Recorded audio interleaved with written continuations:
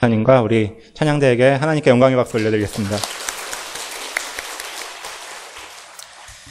예, 이번 한 주간이 올해 가운데 가장 더웠던 주간이라고 합니다. 35도, 37도까지 올라가고 있는데, 예, 우리 이제 입추가 지났습니다.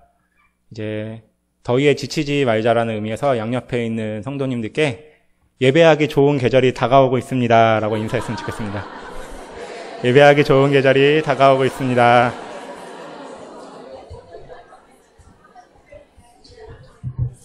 예, 가을이 다가오고 있습니다. 예, 아직은 여름이 기승을 부리는 것 같지만 정말로 그 사자성어와 같이 청고마비라는 것과 같이 우리의 신앙이 살찌워질 예배 가운데 하나님의 말씀 가운데 우리가 성장할 계절이 다가오고 있으니 저희 가운데 지치지 않고 하나님의 말씀을 항상 승리하시는 우리 사랑하는 종암제일교회 모든 성도님들이 되시기를 축복합니다. 예, 말씀으로 들어가 보겠습니다. 예, 오늘 본문도 지난주에 이어서 성전에 올라가는 시편 시리즈 15편 중에 한 편을 같이 성도님들과 함께 나누기 원합니다. 잠깐만 다시 한번 지난주에 나눴던 이야기를 설명하고자 합니다. 시편 120편부터 134편의 15편의 시편은 똑같은 제목을 가지고 있습니다. 바로 성전에 올라가는 노래라는 것입니다.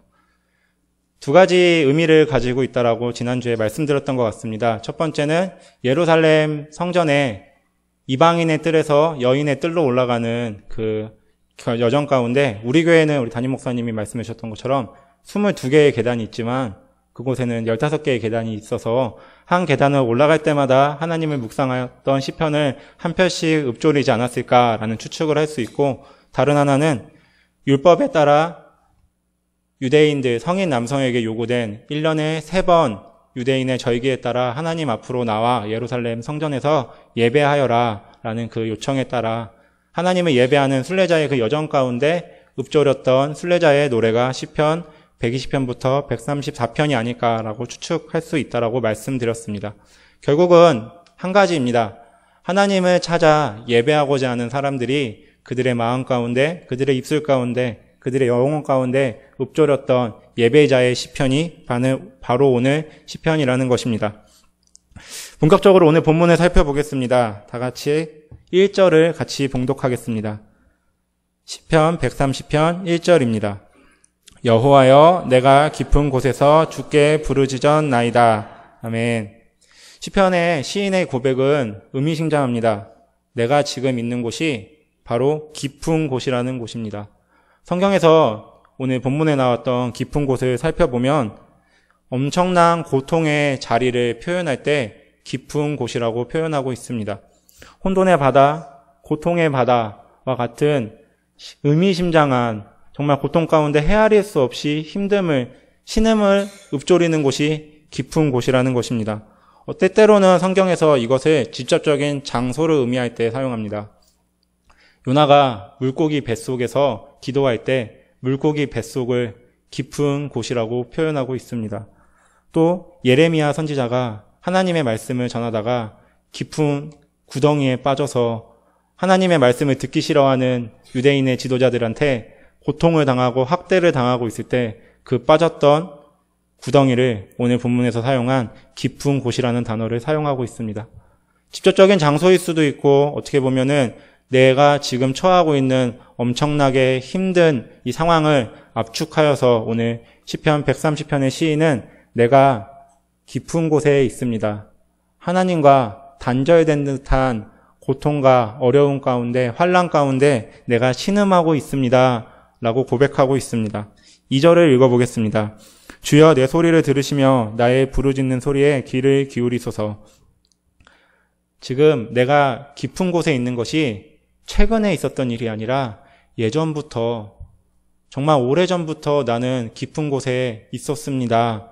라고 지금 고백하며 나의 소리를 들어주옵소서, 내 부르짖는 소리를 외면하지 말고 귀 기울여 주옵소서 라고 하나님께 기도하며 읍소하고 있습니다. 사뭇 좀 이상합니다. 지금 하나님의 예배하기 위해서 예루살렘 성전으로 걸어가는 이 순례자가 이제 120편부터 시작해서 130편까지 왔으면은 지금 눈앞에 하나님의 성전이 아른아른거리는 그 시점에 와 있는데 지금 내가 있는 곳이 깊은 곳입니다. 내가 지금 고통 가운데 있습니다. 어려운 가운데 있습니다. 우리 시대의 표현으로 하면은 이제 종암제일교회 정문을 열고서 교역자실을 딱 지나갔더니 그곳이 깊은 곳이라는 것입니다. 하나님을 예배하기 위해서 몇 걸음만 더 뛰면 되는데 너무나 어렵고 고통 가운데 힘들고 지금 신음 가운데 사무치고 있는 상황이다라고 하나님께 울부짖을 수 있습니다. 무슨 이유일까요? 아직까지는 잘 모르겠습니다. 지금 이 사람이 원수의 고통 가운데 힘들어하고 있는지, 광야를 지나가야 되니까 광야 가운데 만난 모래폭풍 때문에 힘들어하는 건지, 아니면은 선한 사마리아의 비유처럼 강도를 만나서 고통 가운데 힘들어하는 건지 아직은 잘 모르겠습니다. 그렇지만 시인은 지금 힘들어하며 하나님께 도움을 간청하고 있습니다. 3절로 넘어가 보겠습니다. 같이 한번 읽어보겠습니다. 시편 130편 3절입니다. 여호와여 주께서 죄악을 지켜보실진데 주여 누가 서리이까. 아멘. 시인이 지금 고통받는 이유는 정말 역설적이게도 하나님 때문입니다. 정의롭고 의로우신 죄인을 미워하시는 그 하나님 앞으로 나아가는 그 과정 가운데 내가 죄인이라는 사실을 불현듯 깨닫게 되니 하나님 앞으로 나아가는 이 길이 예배자의 길, 기쁨의 길, 찬송의 길이 아니라 죽음의 길처럼 느껴져서 지금 내가 있는 곳은 깊은 곳입니다. 라고 고백하고 있는 것입니다. 120편부터 하나님을 예배하고자 걸어왔던 이 시인은 하나님이 어떠한 분인지 이제 조금씩 알게 된 것입니다.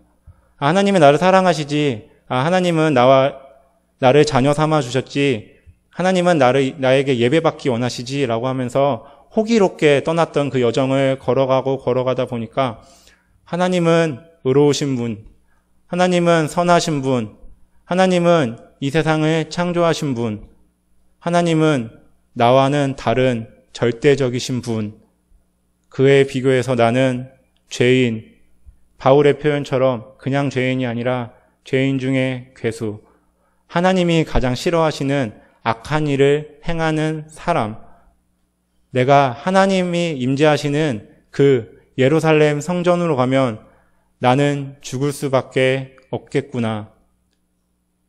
지금 하나님을 알게 된 그 신앙생활 가운데 두려움이 찾아오게 된 것입니다. 오늘 담임 목사님이 오전 예배 가운데, 주일 예배 가운데 선포하셨던 것처럼 하나님의 높고 위대하신 가운데 두려움이 찾아오게 된 것입니다. 내가 하나님을 예배할 수 없는 찌끄레기 같은 존재이구나. 그러면 나는 어떻게 해야 되지? 지금 이 자리에 멈춰 서야 되는 건가? 내가 살기 위해서는 선하신 하나님으로부터 요나와 같이 반대로 도망가야 되는 건가? 그럼에도 불구하고 나는 하나님을 찬양하기 원하니까 죽음을 각오하고 그 자리로 나아가야 되는 건가? 지금 이 시인은 예배자인 이 한 사람은 그 마음 가운데 격동의 소용돌이가 치고 있습니다. 너무나 힘들어서 하나님을 알면 알아갈수록 내 신앙생활의 기반이 무너지는 것 같아서 지금 고통스러워하고 있습니다. 하나님은 그러한 분이시니까요. 선하신 분이시니까요. 정의로우신 분이시니까요. 악을 미워하시는 분이시니까요. 이러한 고통 가운데, 세상에서는 경험할 수 없는 이 고통 가운데 신음하는 오늘의 시인은 다시 한번 고백하고 있습니다. 시편 130편 4절입니다. 같이 한번 읽어보겠습니다. 그러나 사유하심이 주께 있음은 주를 경외하게 하심이니이다. 아멘. 그러나 시인은 굳게 믿고 있습니다. 사유하심, 용서하심이, 속죄하심이 하나님께 있다는 것입니다. 왜 이스라엘 사람들은 1년에 3번 유대인의 절기에 따라 예루살렘 성전으로 찾아가 방문했을까요? 하나님을 예배하기 위해서입니다. 특별히 하나님 앞에 내가 죄인이라는 사실을 내어놓고 속죄의 제사를, 하나님과 친해지는 화목의 제사를 드리기 위하여 그 자리로 찾아갔습니다. 이스라엘 사람들은 안 것입니다. 유대인들은 직관적으로 알고 있었습니다. 내가 지금 걸어가고 있어서 하나님이 싫어하시는 죄인의 모습이지만 내가 저 예루살렘 성전에 당도하여 하나님 앞에 제사를 드린다면, 예배를 드린다면, 화목제를 드린다면, 속죄제를 드린다면 하나님은 나를 용서하시고 나를 회복시켜 줄 것이고 내가 다시 한번 하나님과 기쁨을 누리는 하나님의 자녀의 그 자리로 나아갈 수 있다는 것을 알고 있는 것입니다. 그럼에도 불구하고 마냥 이것을 믿을 수 없는 것은 그만큼 하나님이 어떠한 분이신지를 말씀을 통해서 배웠던 것이고 그 말씀을 가운데 비추어 본 내 자신이 너무나 죄인이라는 사실을 뼈저리게 느끼고 있기 때문입니다. 우리들의 삶이 이러한 것 같습니다. 정말로 예배의 자리 가운데 나와서 세상에서는 들을 수 없는 세상에서는 성공에 대한 이야기, 평안해지는 이야기, 행복에 대한 이야기를 듣는데 성경의 말씀에 정말 진실된 그 말씀에 비추어 보면 우리는 죄인이라는 사실, 우리는 아무것도 할 수 없는 존재라는 사실, 하나님이 주권적으로 다 행해 주시지만 그것조차도 하나님의 뜻에 있다는 그 사실에 우리 마냥 감사하고 있지만 내가 죄인이라는 사실을, 내가 이 죄를 털어낼 수 없다라는 그 사실에 좌절하는 것이 이 예배의 순간인 것 같습니다. 그때 한 줄기 빛이 찾아오는 것입니다. 사유하심이 주님께 있다. 하나님의 사랑이 선포되는 이 예배의 자리 가운데 죄인인 내가 회복된다. 아, 내가 하나님의 자녀로 옛사람은 지나가고 새사람이 되는 것을 경험하는 것이 이 예배의 자리라는 것입니다. 저에게는 한 가지 신앙적인 체험이 있습니다. 그것은 뭐냐면은 어저께 인도네시아 단기 선교팀이 다녀왔는데 제가 선교를 갔을 때 경험했던 일입니다. 제가 할아버지, 아버님 목사님이시고 또 신학과를 가다 보니까 하나님이 얼마나 무서우신 분인지를 너무 잘 알고 있습니다. 하나님은 죄를 미워하시고 하나님은 이 세상을 마지막 날에는 심판하실 것이고 제가 TV를 보고 신문을 보고 친구들이랑 대화를 하면은 죄악된 세상을 보면 너무 보기가 싫은 겁니다. 그래서 저는 한 가지 기도의 제목이 있었습니다. 하나님이 빨리 오셨으면 좋겠다. 저만 기도하는 건가요? 하나님이 빨리 오셔서 이 죄악된 사람들을 다 심판하시고 고통받고 있는, 슬퍼하고 있는 우리 신앙인들을 하나님이 위로해 주시는 그날이 빨리 찾아왔으면 좋겠다. 전 그래서 항상 기도했습니다. 내가 죽기 전에 하나님이 찾아오셔서 내 죽음을 경험하지 않고 하나님 앞으로 올라갔으면 좋겠다. 이렇게 호기롭게 살아갔던 제가 선교를 갔습니다. 근데 제가 가지고 있던 기도 제목이 다 무너지는 경험을 했는데 그것은 제 미얀마라는 나라로 선교를 갔는데 그냥 공항에 내려서 한 아이가 500원을 달라고 이렇게 손을 내미는 거예요. 그래서 제가 또 환전도 해갖고 500원도 있으니까 선교의 첫날이니까 공항에 내렸으니까 하나님의 사랑을 베풀어야겠다라고 하면서 이렇게 500원을 그 교환했던 미얀마 돈을 주면서 그 아이의 얼굴을 봤습니다. 근데 선교 갔다 오신 분들은 아실 거예요. 눈이 그렇게 아름다울 수 없어요. 눈동자가 너무나 사랑스러운 거예요. 그래서 물어봤습니다. 너는 예수님 믿니? 그랬더니 옆에 있는 선교사님이 통역해줘서 이렇게 했더니 믿지 않는데요. 그때 느꼈습니다. 하나님이 빨리 오시면 안 되는구나. 저 사랑스러운 눈빛을 가진 저 친구들이 나에게도 이렇게 사랑스럽고 막 애정이 넘쳐나는데 하나님은 얼마나 사랑하실까. 정말 빨리 오시면은 저 사람들은 하나님의 복음을 듣지 못하고 죽겠구나. 아, 그래서 하나님이 빨리 오신다, 속히 오신다라고 주님이 승천하시며 얘기하셨지만 지금까지 오시지 않는 이유가 듣지 못하는 저 사랑스러운 존재들 때문이구나. 그때부터 제 신앙생활이 조금씩 바뀌기 시작했습니다. 다른 사람을 정죄하고 하나님은 죄를 미워하시니까 저를 치면서 내가 하나님이 싫어하시는 일을 하면 안 되지. 막 이렇게 말씀에 비추어서 율법적인 삶을 살아가고 다른 사람에게 율법 비슷하게 신앙의 높은 수준을 강조했던 제가 하나님의 사랑을 그냥 이름 모를 어떤 500원을 구하는 그 아이의 눈동자에서 경험하게 되었습니다. 시편 130편을 걸어가고 있는 이 시인은 그 하나님의 사랑을 알았던 것 같습니다. 죄인이지만 하나님이 너무나 사랑하셔서 자기의 독생자 아들까지도 보내주시는 그 하나님의 사랑. 이스라엘 백성들 항상 하나님의 말씀에 배반하여서 하나님의 말씀처럼 목이 곧은 백성이라고 이야기하며 하나님과 반대의 길로 걸어가기를 다짐하고 또 다짐했던 그 백성들이지만 하나님은 용서하시고 세워주시고 회복시켜주시는 이유가 그 하나님의 사랑 가운데 있구나.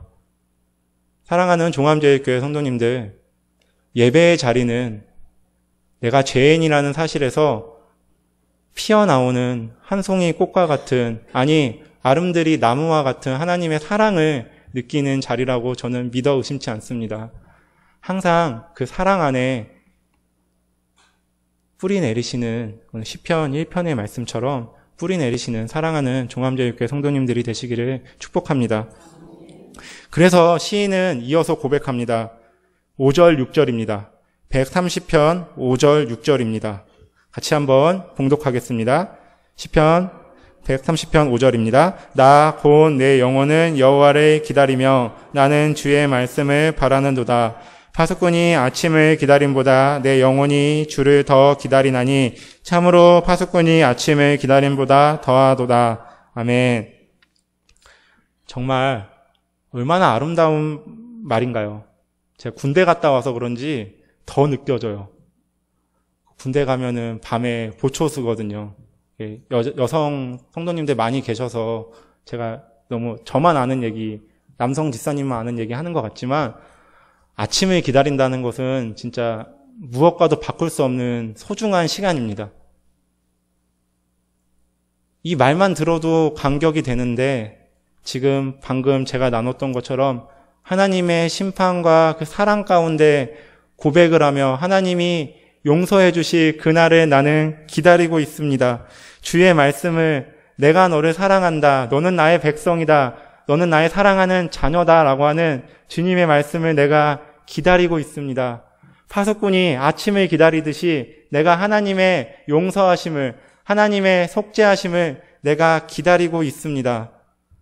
저는 제 감수성이 막 이렇게 뛰어난 사람은 아니지만 항상 이런 구절 가운데 제 마음이 무너져 내려갑니다. 정말 나는 아무것도 할 수 없는 존재인데 하나님이 나를 얼마나 사랑하시는지 이렇게 나를 자녀의 자리로, 주님의 백성의 자리로 초청해 주시는구나. 하나님이 죄를 싫어하신다는 것, 우리가 주님 앞으로 나아갈 때 할 수 있는 것은 두려움밖에 없다는 것, 정말 내 존재가 부정당하는 듯한 고통일 것입니다. 그럼에도 불구하고 내 존재를 찾아주시는 하나님의 따스한 음성, 하나님에게 사유하심이 있다, 용서하심이 있다.